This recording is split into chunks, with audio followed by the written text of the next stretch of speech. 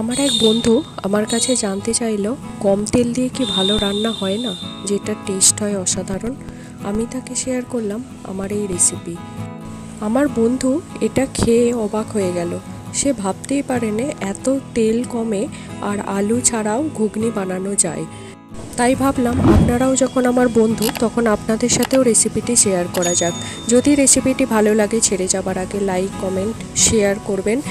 যদি এখনও পর্যন্ত সাবস্ক্রাইব না করে থাকেন প্লিজ সাবস্ক্রাইব করে পাশে থাকবেন। বেল বাটনটি প্রেস করে অল সিলেক্ট করলে আমার সমস্ত ভিডিও নোটিফিকেশান আপনাদের কাছে পৌঁছে যাবে।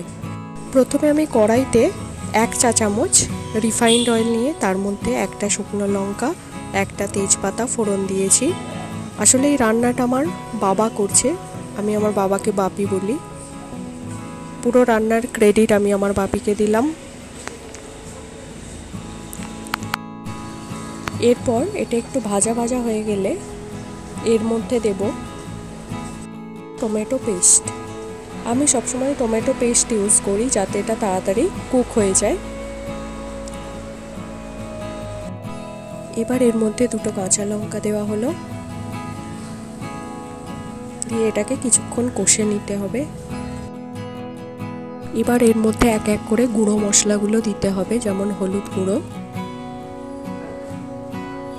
ধনে গুঁড়ো যেটা আমি অল্প দিয়েছি, জিরে গুঁড়োটা একটু বেশি দিতে হবে। এখানে আমি শুকনো খোলায় সেঁকে নেওয়া জিরের গুঁড়ো দিয়েছি, আর দিয়েছি কাশ্মীরি লঙ্কা গুঁড়ো, যেটাই খুব সুন্দর কালার আসবে।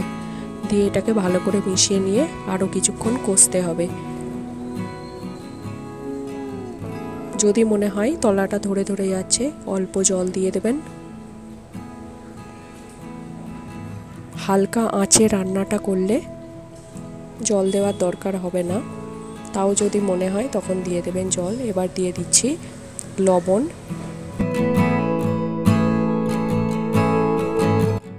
এবার দিতে হবে এর মধ্যে একটু আদা বাটা, যেহেতু এটা নিরামিষ হচ্ছে তাই টমেটো আর আদা বাটাই লাগবে এর মধ্যে। এই সময় একটু জলটা দিয়ে দেবে,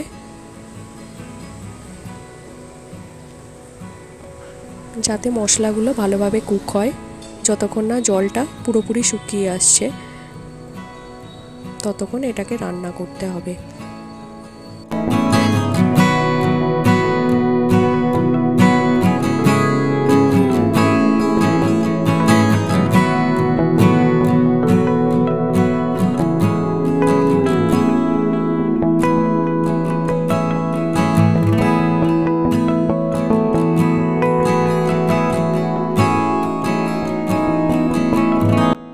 এর মধ্যে দিতে হবে খুব অল্প চিনি, দিয়ে এটা মিশিয়ে নিতে হবে।